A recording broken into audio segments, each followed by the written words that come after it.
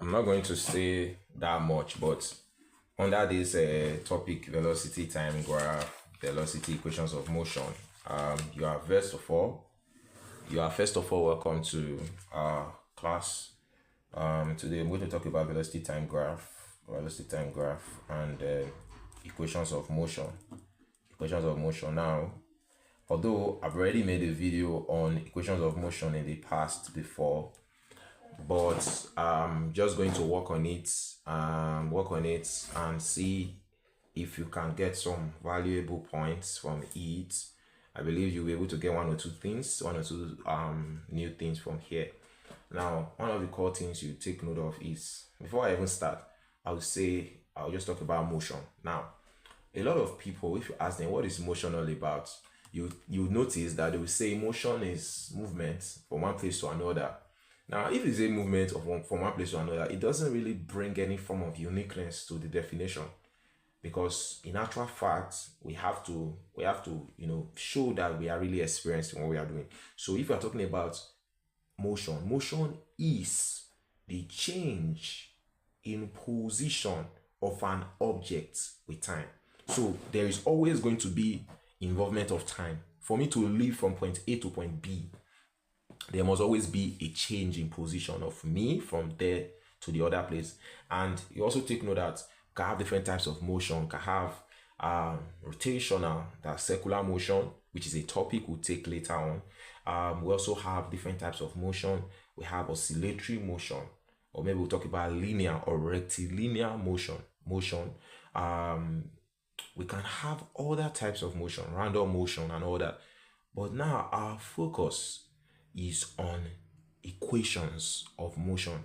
Maybe, for example, they tell you a car moves from rest, starts from rest, a car goes back to rest. What does that mean? So a car starts from rest means that the car was first of all positioned, it didn't move, but later on it now possessed a velocity that made it to move. You understand? So think about it. So when a body starts from rest, you take note that the initial velocity is 0. So that's what we're going to start with. So a body starts from rest. So starts from rest. It means that the initial velocity equal to 0. Initial velocity equal to 0. Now a body goes to rest. It means that its final velocity equal to 0. Now, firstly, I'm going to state that the unit of velocity is meter per seconds. Remember, velocity is equal to displacement over time. And you will take note that velocity is a vector quantity. Displacement is a vector quantity, but time is a scalar. So you take note that velocity is a vector quantity. Displacement, the unit of displacement is meters, the unit of time is seconds. So that's why the unit of velocity is meter per seconds. Now, we proceed. Now, firstly, I said initial velocity. So we're talking about initial. What's initial velocity all about? Initial velocity is the first velocity that a body possesses at that moment. So as far as the body is at rest, the body is here. It does not possess any form of initial velocity. The body is not possessing kinetic energy. The body is stationed at a point. The body is positioned. The body is just at a state. By virtue of its state, the body is just there without moving. Then you take note that the body's initial velocity is 0. So initial velocity is usually represented as u. U is 0. For this first one, talking about a body starts from rest. So initial velocity represented as u. Then we have another velocity which a body now has. That's second velocity that a body possesses. It's taken as final velocity, which is v. So final velocity is represented as v. Then another thing is a body possesses acceleration. So acceleration now, when a body is accelerating, acceleration is represented as a. So we have initial velocity, final velocity, acceleration. Then we also have time, which is represented as t.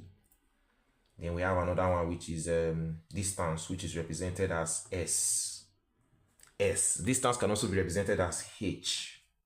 Acceleration can also be represented as G, which is acceleration due to gravity.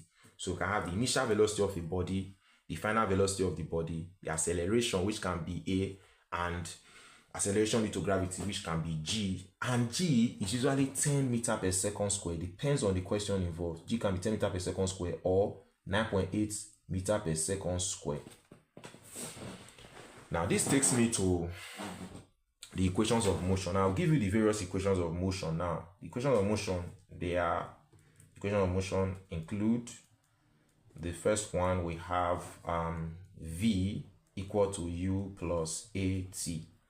V equal to U plus AT. The second one we have is V squared equal to U squared plus 2AS.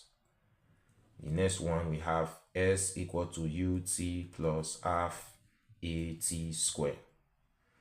The fourth one, which is S equal to U plus V over 2 times T. So we have V equal to U plus AT, V squared equal to U squared plus 2AS, S equal to UT plus half AT squared, S equal to U plus V over 2 times T. You take note of these equations. Now, I state it again.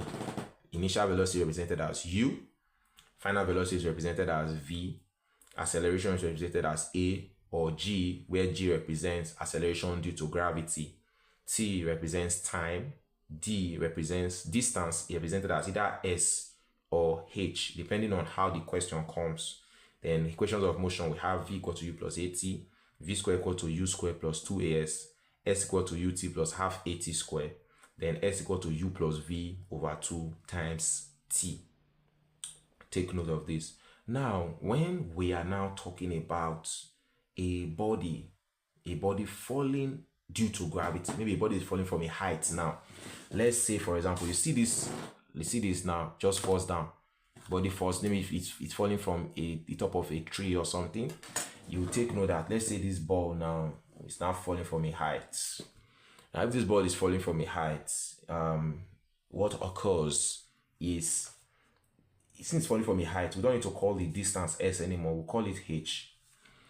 Then you also take note that we'll also have something else that occurs in this situation, in which the acceleration the body possesses is going to be our acceleration due to gravity. Then we are also going to take note that okay, so when a body is falling under gravity, you take note that the distance is always equal to the height. The acceleration is always equal to G. So A equal to G, body is falling from a height, so that's H. So if we have this now, we'll also take note that when a body is falling from a height, the body was once at rest, so the initial velocity of the body is 0. So we're going to come here and say, we're going to use this formula. You see what this, you see the value of all these formulas. Anything about physics formula, the first one, V equal to U plus AT. If you have V, you have U, you have A, and you're looking for T, you can use this. You have V, you have U, you have A, you're looking for S, you can use this. You have S, you have U, you have T, you're looking for A, you can use this. These are the way you use the formula. Now in this case now, we have S, we have A, we have T. Okay, we don't have T, but we have U. So we can say that S equal to UT plus 1 over 2 AT squared. So indirectly from this now, we can say that S equal to H. Remember, S is H here. So H, so we're having H here.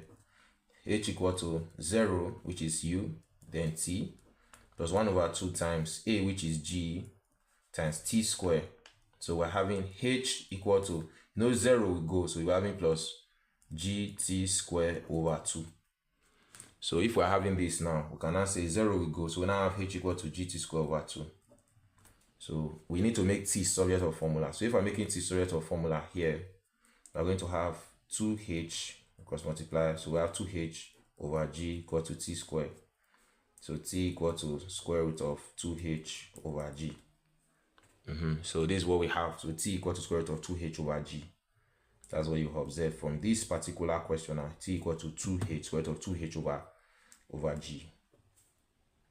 That's what we will do, and that's what we'll get So it's either you have h equal to gt squared over 2 when a body is falling under gravity, or you have t equal to square root of 2h over g.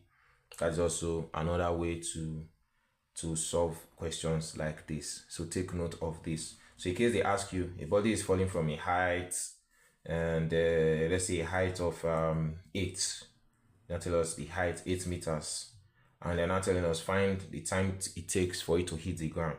Just come here, t equal to square root of 2h over g. Now this is going to give us 2 times 8 over 10. So this is giving us let's just say it's 80 meters, so 800 meters, I think 800 meters or so. Okay, so we're having this should be giving us around 160 if it's 80 if it's 80 meters, so 160 divided by 10, and this is giving us square root of t is equal to square root of 16, which is going to give us 4 seconds.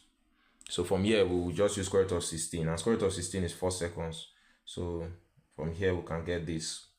You understand? So take note, in case they ask you when the body is falling from a height, maybe 80 meters, and find the time it takes to hit the ground, then we can say t equal to square root of 16, and that's going to give us 8. Square root of 16 is going to give us 4. So this is what we are going to have, and this is what we are going to use to get our answer.